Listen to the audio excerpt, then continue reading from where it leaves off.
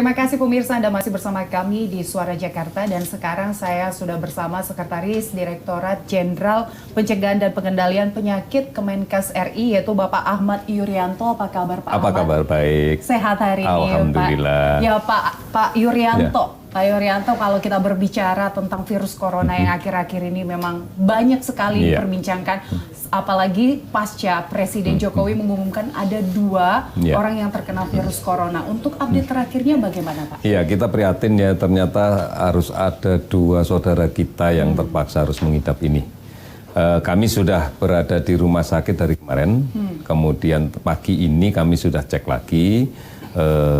2 orang saudara kita ini dalam keadaan baik-baik. Yang kami lihat adalah sekarang sudah nggak demam, tidak batuk, dan tidak sesek juga. Jadi mereka berada di ruang yang isolasi, tidak menggunakan selang oksigen, tidak diinfus. Tadi saya lihat mereka asik membaca majalah kayaknya ya, sama mainan HP. Boleh diceritakan Pak, bagaimana awalnya akhirnya mereka diindikasikan, mereka mencurigai bahwa dirinya mengidap virus corona itu? Itu diawali dari tanggal 14 Februari ya.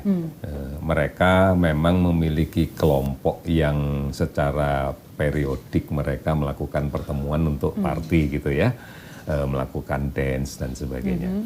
Nah, pada tanggal 14 itu memang acara yang sudah direncanakan awal. Dan ternyata membernya multinasional, ini bukan hanya warga kita saja.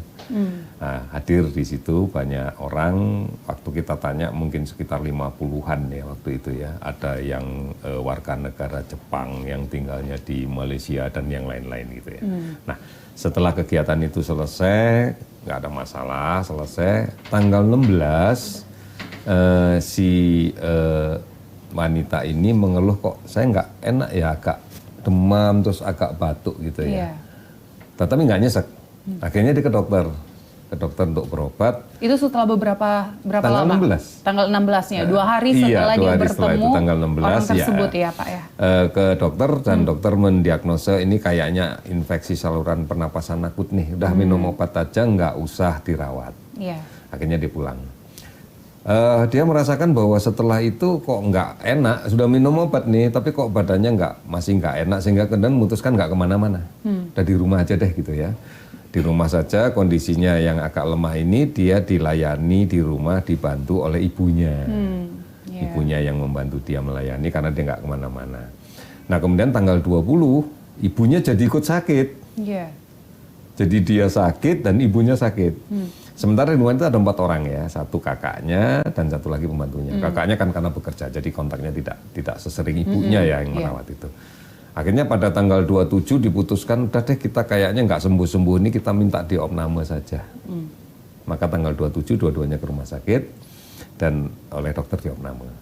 Nah di tanggal 28 itu salah satu teman partinya di tanggal 14 telepon ngasih tahu kalau sekarang dia lagi dirawat di rumah sakit di Malaysia dengan coronavirus disease 19, COVID-19 positif.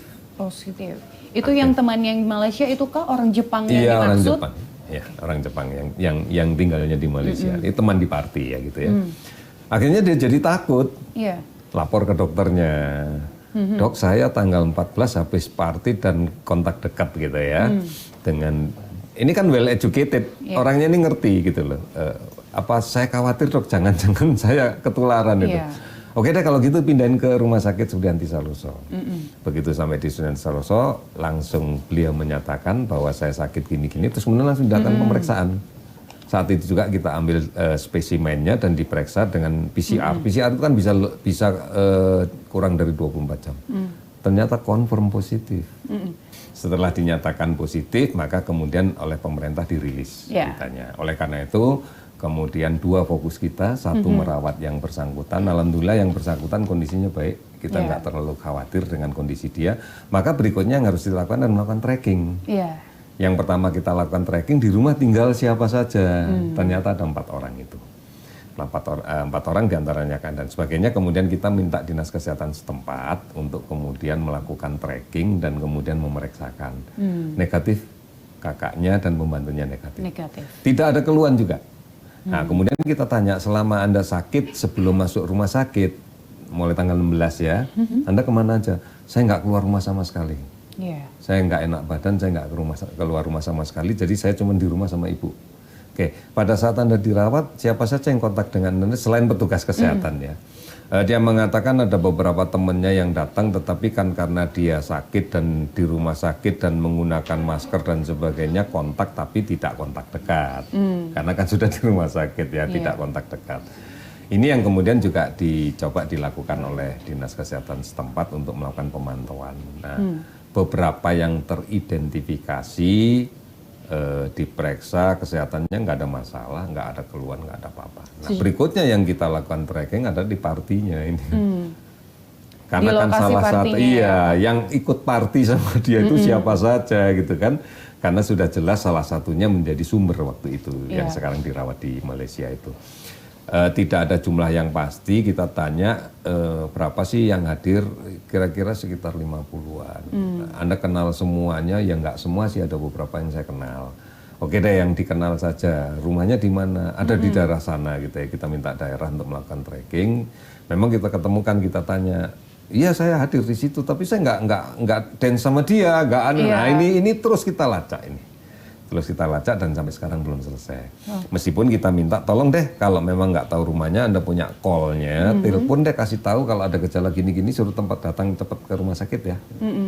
Ada informasi mengatakan bahwa suatu rumah sakit yang ada di Depok, beberapa perawat yang kontak dengan kedua pasien itu dirumahkan. Itu apakah betul, Pak? Sebenarnya semua petugas rumah sakit dia akan tahu betul SOP merawat pasien ya. Kita lihatlah di UGD, semua perawat UGD pasti akan menggunakan handskun, menggunakan masker, karena itu SOP pekerjaan dan ini memang dipahami betul oleh tenaga kesehatan lah gitu ya. Harus pasti yang merawat dia dengan pasien dugaan infeksi saluran pernafasan pasti akan melakukan proteksi seperti itu. Oleh karena itu kalau dia memahami betul, mungkin meminta diliburkan dan sebagainya sesuatu yang menurut saya nggak perlu sebenarnya. Tapi itu dari pemerintah Depok sendiri yang menganjurkan? Iya, kita berbicara aspek medis kan. Nah, kalau kemudian yang non medis mau mengintervensi ya terserah lah. Oke, baik. Sebenarnya bagaimana sih penularan virus corona itu yang perlu kita waspadain? Karena akhir-akhir ini semenjak diumumkannya ada virus corona, semua ada kepanikan di pasar. Sebenarnya seluruh masyarakat kita sudah pinter. Sudah pinter, sudah paham betul dan sudah mampu melakukan dengan benar sepanjang tidak kehilangan logika berpikirnya gitu ya, sepanjang tidak panik. COVID-19 ini influenza. Hanya penyebabnya virus corona, virus yang tipe 2 itu. Penyebabnya itu, penyakitnya sih influenza. Kita dari dulu berhadapan dengan orang influenza kan, setiap saat kan, teman kerja kita, keluarga kita ada yang influenza kan, gampang kamu pilek sana, ada gitu kan. Atau kamu pilek aku nggak mau mendekat. Atau kamu pilek batuk pakai masker doang. Itu cara yang benar. Dan itulah yang seharusnya tetap dilakukan oleh kita. Tidak peduli namanya COVID, ini kan hanya penyebabnya saja. Jadi bukan sesuatu yang baru, tidak boleh kemudian kita menganggap gimana ya caranya menghindari batuk pilek. Ini nggak gitu dong, mestinya kita sudah paham. Karena kita paham betul ya bahwa virus ini dia akan nempel di dalam sel dinding saluran nafas. Berarti dia ada di hidung, di tenggorokan, di mulut, di situ tempatnya. Kalau kemudian orang itu mengandung virus itu berarti dia sakit. Pada saat dia batuk, pada saat dia bersin, pada saat dia berbicara, sebagian dari partikel itu keluar. Nah inilah yang kemudian kita sebut droplet. Manakala mengenai orang lain dan masuk ke saluran nafas dia, maka akan replikasi di situ, jadilah ketularan. Oleh karena itu tidak mungkin kan sehebat apapun orang kalau batuk percikan ludahnya larinya bisa 1 kilo. Nggak mungkin. Batuk terus bisa lompat laut gitu. Terbawa udara kalau gitu? Terbawa udara nggak mungkin. Artinya kontak dekat, kurang dari semeter lah mungkin ya. Jarang sih kecuali bersihnya kenceng banget ya mungkin semeter lebih gitu. Itu kalau langsung. Nah, tetapi ada juga yang nggak langsung. Misalnya ini saya ambil ilustrasi yang paling sering terjadi. Saya batuk nih. Iya. Di dalam tubuh saya ada virusnya. Saya naik kendaraan umum, katakan saya naik kereta gitu ya. Iya. Dan saya tidak disiplin, saya tidak bawa sapu tangan dan saya tidak bawa masker. Saya batuk, saya tutupin dong, nggak enak kan mainnya. Selesai itu saya pegangan. Terus saya turun.